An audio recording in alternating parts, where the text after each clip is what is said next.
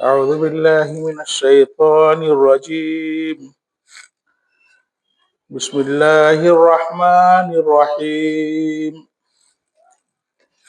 الحمد لله رب العالمين الرحمن الرحيم مالك يوم الدين إياك نعبد وإياك نستعين اهدنا الصراط المستقيم صراط الذين أنعمت عليهم غير المغضوب عليهم ولا الضالين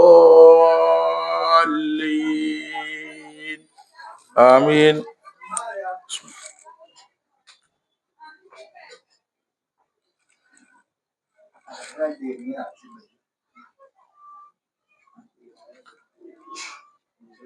الحمد لله وكفى وسلام على عباده الذين اصطفى أما بعد. قال الله تبارك وتعالى في القرآن المجيد: كنتم خير أمة أخرجت للناس تأمرون بالمعروف وتنهون عن المنكر وتؤمنون بالله. معزز حاضرین اور پردہ نشین خواتین، سورۃ الفاتحہ کے بعد میں نے آپ کے سامنے ایک آیت تلاوت کی ہے، وہ بھی آدھی آیت ہے. اسی کے ضمن میں کچھ باتیں رکھنے کی کوشش کروں گا انشاءاللہ تبارک و تعالیٰ. یہ سورہ آل عمران کی ایک آیت ہے جس کا ترجمہ ہے: تم ایک بہترین امت ہو.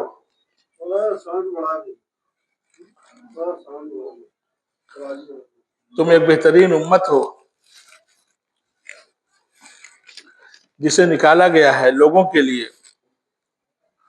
تم حکم دیتے ہو بھلائی کا اور روکتے ہو برائی سے، اور ایمان رکھتے ہو یا امانت دار ہو اللہ کے. میرے محترم، جس مقام پہ یہ سورہ اللہ تبارک و تعالیٰ نے ارشاد فرمایا ہے، اس سے پہلے تقریباً 90 سے 100 آیت آپ دیکھیں گے کہ بہت زیادہ بیانات اہل کتاب یہودی اور عیسائی کے اوپر ہیں. ان کے بہت سے دھت کرم کو، ان کے بہت سے برے اعمال کو اللہ تبارک و تعالیٰ نے نوٹ کیا، اور پھر وہ آیت تلاوت فرمائی جس کو میں نے آپ کے سامنے پڑھی ہے: کنتم خیر امۃ اخرجت للناس. تم ایک بہترین امت ہو جسے لوگوں کے لیے نکالا گیا ہے. تم حکم دو گے بھلائی کا اور روکو گے برائی سے، اور ایمان رکھتے ہو اللہ کا. اس آیت کریمہ کے اندر اللہ تبارک و تعالیٰ نے کلمہ پڑھنے والوں کو خیر امت کہا ہے. خیر امت کا مطلب ہوتا ہے بہترین امت. حقیقت یہ ہے کہ اس کا معنی سب سے اچھا ہندی میں سیٹ ہوتا ہے، جس کو ہم لوگ بولتے ہیں کہ تم ایک کلیان کاری امت ہو، کلیان کرنے والی امت ہو. جس کے اندر یہ خوبی پائی جائے گی کلیان کرنے کی، لوگوں کے ساتھ بھلائی کرنے کی، وہی خیر امت کہلائے گا. بقیہ اور کوئی امت نہیں کہلائے گا. اچھی امت، بہترین امت ہو ہی نہیں سکتی ہے جو اس کے اندر جو صفات، جو خوبی ہونی چاہیے کہ وہ نیکی کا حکم دے، برائی سے روکے، اور اللہ تبارک و تعالیٰ پہ ایمان رکھتی ہو. یہ 2-3 خوبیاں ہیں جو اللہ تبارک و تعالیٰ نے بیان فرمائی ہے. آئیے اس کو ہم کھولنے کی کوشش کر رہے ہیں. اللہ تبارک و تعالیٰ نے فرمایا: تم حکم دو گے نیکی کا. عربی زبان میں جو لفظ استعمال ہے نیکی کا، وہ استعمال ہے المعروف. آپ جب اس کی ڈیٹیل دیکھیں گے، اس کی تفصیل دیکھیں گے، تو معروف میں ہر وہ کام آ جائے گا جو انسان کے کلیان کے لیے ہو، انسان کی بھلائی کے لیے ہو. ہر کام معروف میں آ جائے گا، جس کو ہم اردو زبان میں بول سکتے ہیں کہ نیکی کرنے کے کام میں آ جائے گا. لیکن اس کا سب سے پہلا جو حصہ ہوگا یا جب آپ نیکی کی لسٹ بنائیں گے تو جو سب سے پہلا حصہ ہوگا، جو سب سے نمبر 1 پہ رکھا جائے گا، وہ ہوگا اللہ تبارک و تعالیٰ کی توحید کی پہچان۔ اگر یہ انسان کرا رہا ہے تو وہ بہترین امت میں اللہ اس کو شامل کرے گا، انیتھا نہیں کرے گا۔ اسی طریقے سے اللہ تبارک و تعالیٰ نے ارشاد فرمایا وَتَنْهَوْنَ عَنِ الْمُنْكَرِ، تم منکر سے روکتے ہو۔ منکر مانے ترجمہ عام طور سے ہوتا ہے کہ تم برائی سے روکتے ہو۔ جب اس کی لسٹ آپ بنائیں گے، دنیا کی جتنی برائیاں ہیں سب کو اکٹھا کریں گے، تو اس کی جب لسٹ بنائیں گے تو اس کے اندر جو سب سے خراب برائی ہے معاشرے کے اندر، جو سب سے بیکار برائی ہے معاشرے کے اندر، وہ شرک کی برائی ہوگی۔ تو مومن کی خوبی یہ ہے، اگر اس کو کلیان کاری امت کی لسٹ میں شامل ہونا ہے اللہ تبارک و تعالیٰ کے ہاں، تو ضروری ہے کہ وہ توحید کی تعلیم کو لوگوں تک پہنچائے، اور ضروری ہے کہ جو شرک کی نقائص ہے، شرک کے انجام ہے بھیانک، اس کو لوگوں تک پہنچائے۔ یہ 2 کام بنیادی طور سے ہونا چاہیے۔ اور تیسری بات یہ فرمائی وَتُؤْمِنُونَ بِاللَّهِ، ایمان، اور تم ایمان رکھتے ہو اللہ پر۔ جب اس کا مطالعہ کریں گے تو ایمان میں ایک چیز آتی ہے امانت دار ہونا۔ ایمان رکھنے کا تو سب دعویٰ کرتے ہیں، ایمان رکھنے کا ہر کوئی دعویٰ کر رہا ہے، لیکن ایمان میں جو بنیادی چیز ہوتی ہے وہ یہ ہوتی ہے کہ انسان اللہ سے اپنی امانت داری دکھائے۔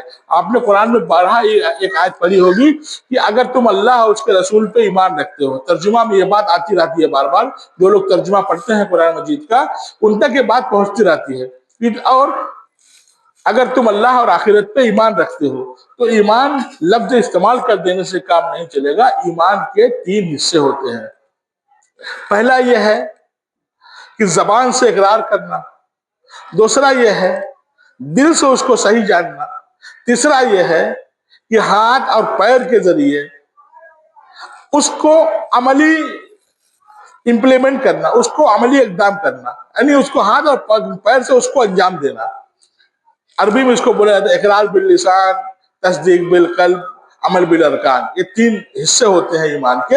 اگر یہ تینوں کام وہ کر رہا ہے اور معروف کا حکم دے رہا ہے اور منکر سے روک رہا ہے تو یہی بنیادی کام ہے۔ اسی بنیاد پہ اللہ تبارک و تعالیٰ نے اس کو کہا کہ یہ کلیان کاری امت ہے، یہ سب سے بہترین امت ہے۔ قرآن مجید کے اندر میں نے بارہا آپ سے کہنے کی کوشش کیا کہ جو ڈیٹیل موجود ہے، جو تفصیل موجود ہے، وہ سب سے زیادہ تاریخ موجود ہے، خاص طور سے عیسائیوں اور یہودیوں کی۔ جب اس نقطۂ نظر سے آپ قرآن مجید کا مطالعہ کریں گے تو بہت کچھ ایسی چیزیں آئیں گی جس کے بارے میں ہم آپ سوچ بھی نہیں پائیں گے۔ مثال کے طور پہ اللہ نے کہا کہ تم نیکی کا حکم دو گے۔ میں نے بتایا کہ نیکی کے لیے قرآن میں کون سا لفظ استعمال ہے اور یہ سب سے بڑی نیکی کیا ہو سکتی ہے۔ اسی طریقے سے نیکی کا جو لفظ استعمال ہے وہ معروف کا، اس میں ایک معنی اور ہوتا ہے، وہ لفظ وہ کام ہمیشہ سے ہوا ہے اور قیامت تک ہوتا رہے گا، بغیر کسی سلسلہ کے ٹوٹے ہوئے اور منقطع ہوئے، ڈسکنیکٹ نہیں ہوتا۔ جتنا بھی کرام آئے تمام کے تمام نے اسی چیز کو بنیاد بنا کے دعوت دی ہے۔ آپ سورہ انفال سے پہلے کی سورہ اعراف ہے، اس کے اندر آپ ایک واقعہ پڑھیں گے وَاسْأَلْهُمْ عَنِ الْقَرْيَةِ الَّتِي كَانَتْ حَاضِرَةَ الْبَحْرِ۔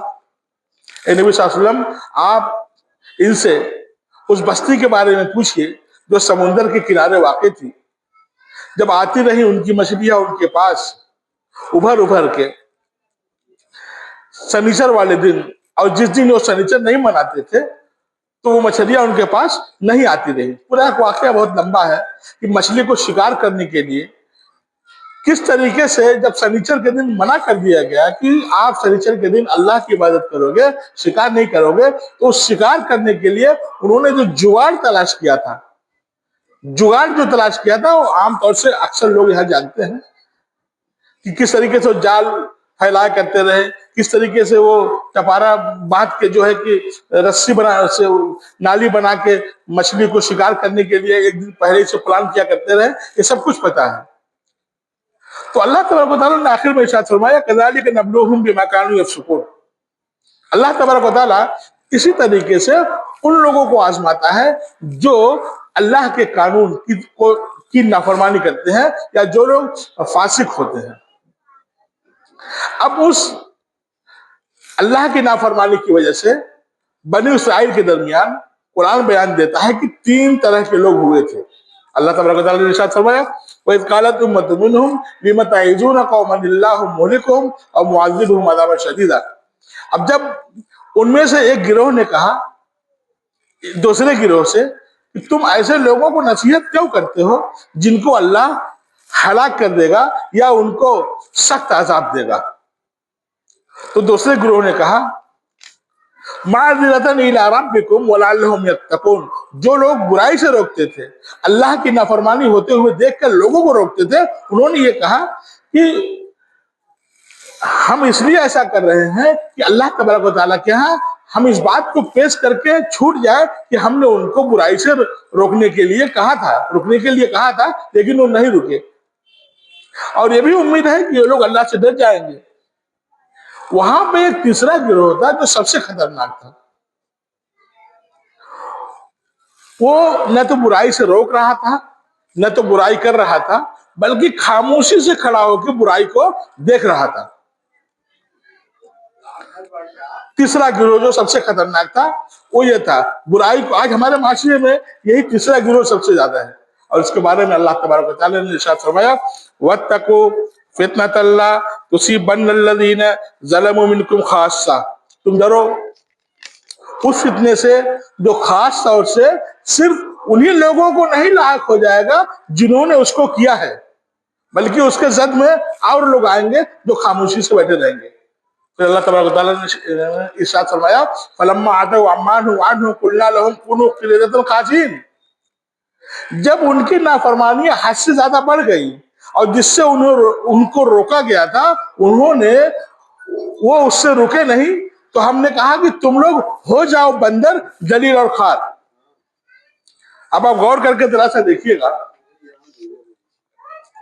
फलम्मा नसू मा ज़ुक्किरू बिही, जब उन्होंने उस नसीहत को भुलवा दिया, अल्लाह के उस फरमान को भुलवा दिया जो उनको नसीहत की गई थी, जो उनको फरमान सुना गया था, तो हमने उन लोगों को नजात दे दिया जो लोग बुराई से रोक रहे थे और जो बुराई को देख रहे थे और खामोशी अख्तियार किए हुए थे, और जो बुराई कर रहे थे, अल्लाह ने दोनों को वहां पे बंदर बना दिया। कुरान में बहुत डिटेल से वाकया है। तो ये कौम बंदर बन चुकी है तारीख के अंदर। वो तो अल्लाह के रसूल सल्लल्लाहु अलैहि वसल्लम ने चंद दुआएं की है कि अल्लाह तबारक व तआला मेरी उम्मत के चेहरे को मत बिगाड़ना, और अल्लाह ने इस दुआ को कबूल कर लिया है। नहीं तो आज अगर अमलन देखिए तो बंदर से भी बदतर हालत हम कलमा पढ़ने वालों की हो चुकी है। उनकी तो कुछ न कुछ तो पूछ है, कुछ न कुछ फर्क है। हिंदू धर्म में आप बहुत अच्छे से जानते हैं, बहुत अच्छे से आप जानते हैं कि उनकी पूजा भी होती है। बजरंग बली का नाम आपने सुना भी होगा बहुत अच्छे से। एक देवता है हिंदू धर्म के जिन्होंने श्री रामचंद्र जी की मदद की थी, तारीख के अंदर ऐसा मिलता है। तो कहने का मतलब यह है कि उनकी पूछ है, लेकिन आज कलमा पढ़ने वालों की क्या पूछ है। तो हकीकत यह है कि बुराई से न रोकने का जो अंजाम होता है कि इंसान बंदर हो जाता है, और उससे भी बुरा बन गए थे। अब जरा सा गौर करके देखिएगा। अब हम आते हैं मेन मुद्दे की तरफ। जब कोई समाज, किसी समाज के लोग बुराई से जब नहीं रोकते हैं, भलाई का हुक्म देना छोड़ देते हैं, तो इसके जो खतरनाक रिजल्ट निकलते हैं उसकी तरफ मैं आपका ज़हन को ले जाना चाहूंगा, और इंशाअल्लाह कोशिश करूंगा कि हम लोग इसको समझ पाए। सबसे पहला उसका नुकसान यह होता है कि जब अजाब आता है कोई, तो उसके लपेटे में सब पर अजाब आ जाता है, कोई उससे छूटता नहीं। अबू दाऊद की हदीस है, हदीस नंबर 2161 है। अल्लाह के रसूल सल्लल्लाहु अलैहि वसल्लम ने बयान फरमाया कि कुछ लोग जालिम को देखते हैं और मना नहीं करते हैं और खामोशी अख्तियार किए रहते हैं। कुछ लोग गलत करने वाले होते हैं, तो उसका अंजाम ये होता है कि अल्लाह तबारक व तआला सबको उस अजाब में समेट देता है और लपेट देता है। آج آپ دیکھیے، جب ہم نے اس کام کو چھوڑ دیا ہے، ان تک اپنے تبلیغ کو، ان تک اپنے وعظ کو، ان تک اپنی نصیحت کو چھوڑ دیا ہے، تو اس کا انجام ہمارے سامنے ہے کہ آج کیسے کیسے برائیوں سے ہمارا پالا پڑا ہوا ہے۔ اسی طریقے سے اللہ کے رسول صلی اللہ علیہ وسلم نے ایک آیت تلاوت فرمائی، یا ایھا الذین آمنوا علیکم انفسکم لا یضرکم من ضل اذا اهتدیتم، اے ایمان والو تم اپنے نفس کی فکر کرو، تمہارا کوئی کچھ بھی نہیں بگاڑ پائے گا جب کہ تم ہدایت پہ رہو گے۔ اس آیت کی تفصیل صحابہ کرام سے جو ملتی ہے وہ یہی ملتی ہے کہ تم ہمیشہ بھلائی کا حکم دیتے رہنا اور برائی سے روکتے رہنا، نہیں تو سب کو ایک ساتھ عذاب میں سمیٹ دیا جائے گا۔ اسی طریقے سے شیخ محمد شنقیطی رحمۃ اللہ علیہ بیان فرماتے ہیں ایک آیت کے ضمن میں، جو آیت میں نے آپ کے سامنے تلاوت کی تھی، وَاتَّقُوا فِتْنَةً لَا تُصِيبَنَّ الَّذِينَ ظَلَمُوا مِنكُمْ خَاصَّةً، تم ڈرو اس فتنے سے جو خاص طور سے ان لوگوں کو نہیں پہنچے گی جنہوں نے اس ظلم کو کیا ہے۔ تو وہ یہ بیان فرماتے ہیں کہ جب سماج کے اندر برائی عام ہو جاتی ہے، روکنے والے خاموشی سے اپنے گھر کو بیٹھ جاتے ہیں، تو اس کا انجام یہ ہوتا ہے کہ چاہے نیک لوگ ہوں، چاہے بد لوگ ہوں، چاہے اچھے لوگ ہوں، چاہے برے لوگ ہوں، چاہے متقی لوگ ہوں، چاہے نافرمان لوگ ہوں، چاہے نمازی لوگ ہوں، چاہے بے نمازی لوگ ہوں، اللہ کو اس سے کوئی مطلب نہیں ہے، بلکہ سب کے سب پر عذاب اللہ نازل کر دیتا ہے۔ ہمارے معاشرے کے اندر ایک بہت مشہور چیز چلتی ہے، بھائی فلانے صاحب وہ نہ کسی کے دینے میں ہے اور نہ کسی کے لینے میں ہے۔ بھائی دینے لینے میں تو پڑھنا پڑے گا۔ اللہ تبارک و تعالیٰ نے قرآن میں ارشاد فرمایا، وَتَوَاصَوْا بِالْحَقِّ وَتَوَاصَوْا بِالصَّبْرِ، تواصی کا مطلب یہی ہوتا ہے کہ لینا اور دینا، ایک دوسرے کو وصیت کرنا۔ اس نے تو اس فریضے کو، اس ذمہ داری کو ہی اپنے آپ سے الگ کر دیا، تو کیسے وہ متقی بن جائے گا، کیسے وہ پرہیزگار بن جائے گا؟ تو برائی سے نہ روکنے، نیکی کا حکم نہ دینے کا پہلا نقصان یہ ہوتا ہے کہ اللہ تبارک و تعالیٰ ایسا عذاب نازل کرتا ہے جو سب کو سمیٹ دیتا ہے۔ اب عذاب کا مطلب آپ یہ مت سمجھ جائیے گا کہ اوپر سے کوئی بہت بڑا آگ کا گولا گر جائے گا اور سب لوگ مر جائیں گے، یا بہت بڑا زلزلہ آ جائے گا اور سب لوگ اکٹھے ختم ہو جائیں گے۔ ایسا کوئی مطلب نہیں ہوتا۔ انسان گھٹے گا، کڑھے گا، ہر طرح کے ظلم، ہر طرح کی زیادتی، ہر طرح کی نافرمانی، ہر طرح کی ناانصافی، ہر طرح کی چیزیں، ہر طرح کی مصیبتیں اس کے معاشرے کے اندر، اس کے سماج کے اندر، اس کے گھر کے اندر، اس کے آنگن میں موجود رہا کریں گے۔ لڑکا کہیں جا رہا ہے، بیٹا کہیں جا رہا ہے، بیٹی کہیں جا رہی ہے، رشتہ دار کہیں جا رہے ہیں، کوئی کسی کا پرسان حال نہیں، سب ایک دوسرے کو برا مار رہے ہیں۔ یہ سب عذاب کی وہ شکلیں ہیں جو معاشرے کے اندر جنم لے چکی ہیں، اور اس کا جو ریکارڈ ہے وہ یہی ہے کہ انسان نے اس کام سے اپنے آپ کو منہ پھیر دیا ہے جو کام اللہ نے اس کو کرنے کو حکم دیا تھا۔ سورہ مائدہ کے اندر اللہ تبارک و تعالیٰ نے ارشاد فرمایا، یہ ایھا الرسول بلغ ما انزل الیک من ربک، اے رسول آپ پہنچا دیجئے اس چیز کو جو آپ کی طرف آپ کے رب کے جانب سے نازل کی گئی ہے۔ بالکل صاف صاف ترجمہ ہے، آپ پہنچا دیجئے۔ وَإِن لَّمْ تَفْعَلْ فَمَا بَلَّغْتَ رِسَالَتَهُ، اور اگر آپ نے ایسا نہیں کیا تو گویا کہ آپ نے اللہ کے پیغام کو پہنچایا نہیں۔ وَاللَّهُ يَعْصِمُكَ مِنَ النَّاسِ، اللہ تبارک و تعالیٰ لوگوں کی مصیبتوں سے، لوگوں کے زیادتیوں سے، لوگوں کے نقصان سے، لوگوں کو ستانے سے، لوگوں کو تکلیف دینے سے آپ کو سرکشا دے گا، آپ کو محفوظ رکھے گا۔ آج آپ غور کر کے دیکھیے، ہم لوگ اپنے آپ کو، اپنے سماج کو، اپنے گھر کو، اپنے پریوار کی حفاظت کے لیے کیا کیا جتن کرتے ہیں۔ میرے بھائی، اللہ تبارک و تعالیٰ نے سورہ مائدہ کی اس آیت 67 کے اندر بالکل اوپن اور بالکل صاف فرما دیا کہ سرکشا کوچ ہے یہ۔ آپ اس تبلیغ کو کیجئے، آپ اس بات کو پہنچائیے جو بات اللہ نے آپ تک ان لوگوں تک پہنچانے کو کہا ہے جن تک یہ بات نہیں پہنچی ہوئی ہے، تو اپنے آپ معاشرے کے اندر اللہ تبارک و تعالیٰ آپ کی حفاظت کرے گا۔ تاریخ گواہ ہے، رسول اللہ صلی اللہ علیہ وسلم مکہ سے مدینہ گئے تو مدینہ جانے کے بعد میں ہمیشہ چند صحابہ کرام آپ کی حفاظت، آپ کی سیفٹی پہ لگے رہتے رہے کہ کہیں ایسا نہ ہو کہ کوئی نقصان نہ پہنچا دے۔ لیکن اس کے بعد جب یہ آیت نازل ہوئی تو اس کے بعد میں آپ کی سکوٹی ہٹ گئی، پھر اللہ کی حفاظت میں ہو گئے۔ ایسا کیوں اللہ تعالیٰ نے کیا؟ یہ اسی لیے کیا کہ ہم اپنی مرض کا علاج اس طریقے سے کریں جس طریقے سے رسول اللہ صلی اللہ علیہ وسلم نے کیا تھا۔ ہم اپنے برائی کا علاج اس طریقے سے کریں جو رسول اللہ صلی اللہ علیہ وسلم نے دیا ہے۔ ویسے بھی کوئی بھی کام رسول اللہ صلی اللہ علیہ وسلم کے طریقے سے اگر ہٹ کے کیا جائے گا تو وہ نہ تو مضبوط ہوگا نہ تو اس کے اندر اچھائی ہوگی۔ تو برائی سے نہ روکنے کا جو سب سے بڑا نقصان ہے کہ لپیٹے میں سب آ جاتے ہیں، کوئی نہیں بچتا ہے۔ اللہ تبارک و تعالیٰ نے ارشاد فرمایا فَلَوْلَا كَانَ مِنَ الْقُرُونِ مِنْ قَبْلِكُمْ أُولُو بَقِيَّةٍ يَنْهَوْنَ عَنِ الْفَسَادِ فِي الْأَرْضِ إِلَّا قَلِيلًا مِّنْهُمْ، بستی میں سے کچھ لوگ کیوں نہیں ہوئے جو باقی بچ گئے تھے، وہ زمین میں فساد پھیلنے سے لوگوں کو روکتے؟ تو ان میں سے جو تھوڑے رہے تو ان کو ہم نے نجات دے دیا۔ نجات دے دیا کس بات سے؟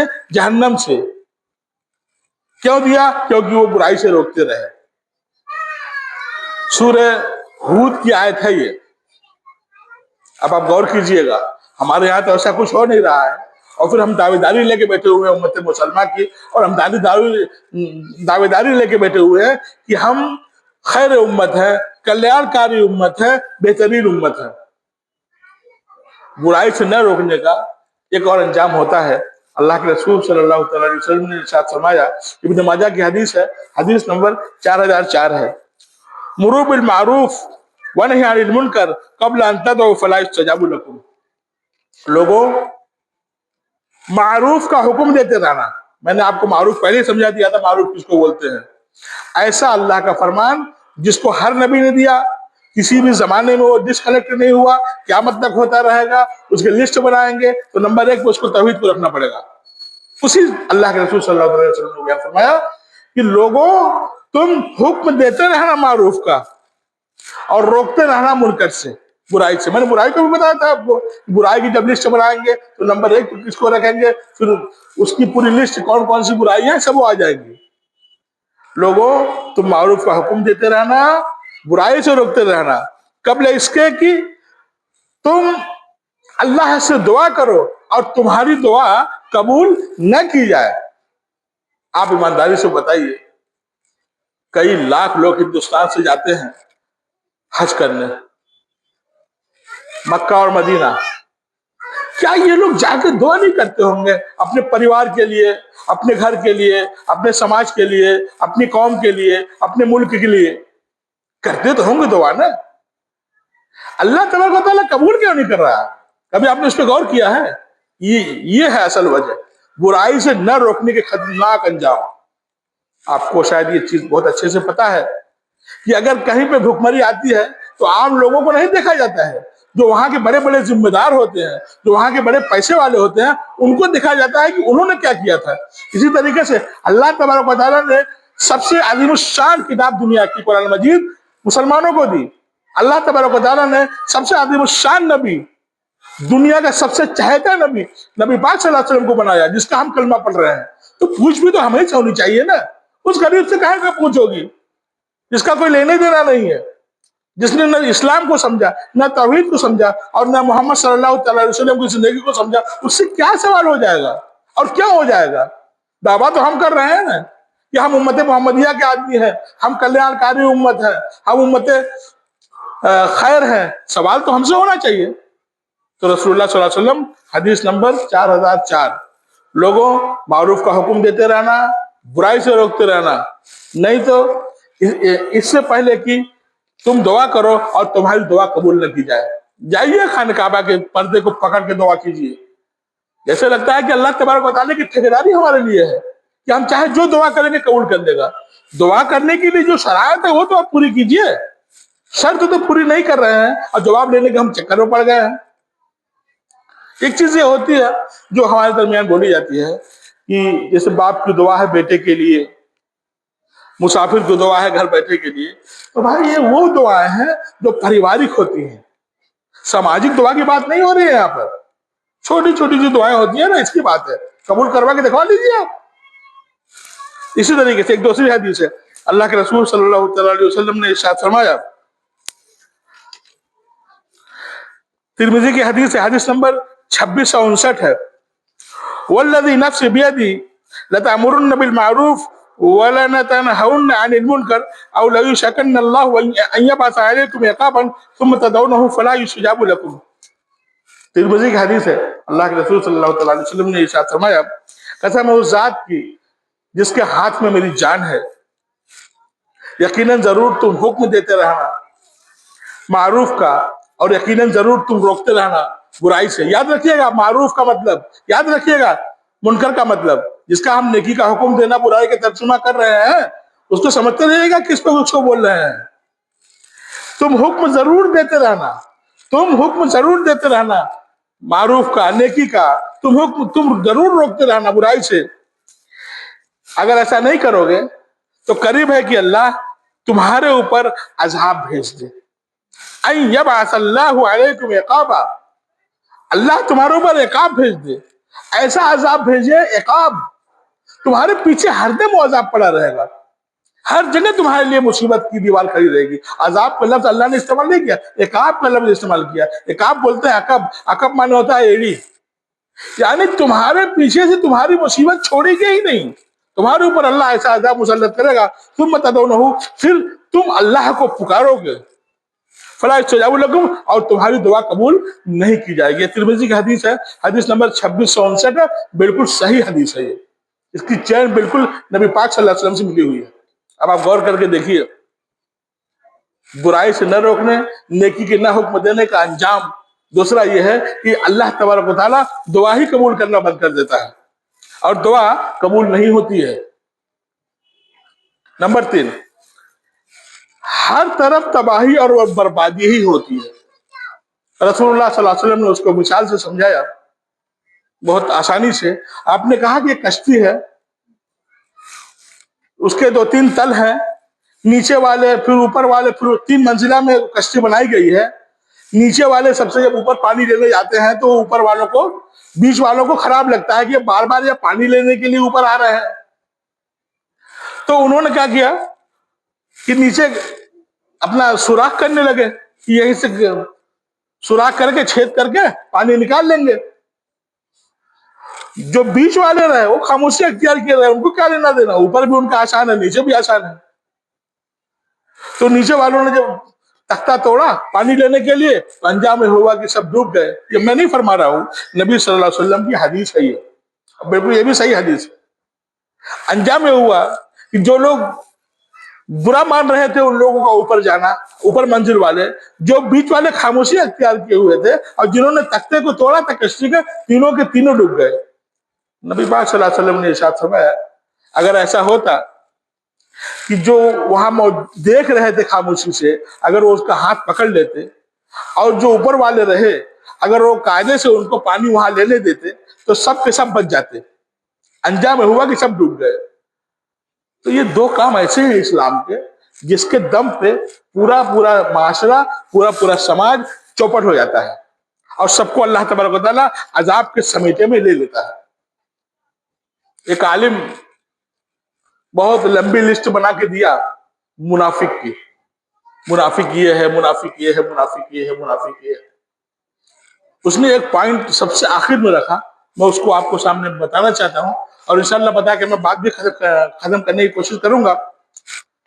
उसने कहा कि एक आदमी बहुत नमाज पढ़े, बहुत रोजा रखे, हज भी किया है, दीन की बातें भी करता है, तबलीग भी करता है, लेकिन वो जिस समाज में रहता है, जिस मोहल्ले में रहता है, उस मोहल्ले में गलत होता हुआ देखता रहता है, और उसको फिक्र नहीं होती, और उसको फिक्र नहीं होती कि उसके पड़ोस के बच्चे, उसके रिश्तेदार के बच्चे, उसके मोहल्ले के बच्चे, उसके मोहल्ले के लोग सही तरीके से तालीम हासिल कर सके, सही तरीके से अपने रब को पहचान सके, सही तरीके से अपने अल्लाह को पहचान सके, सही तरीके से तौहीद को पहचान सके।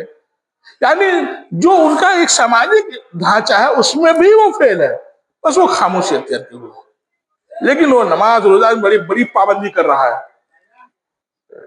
ایک علماء نے اسی عالم نے کہا کہ یہ منافق کی وہ پہچان ہے جو منافق بننے کے لیے کافی ہے.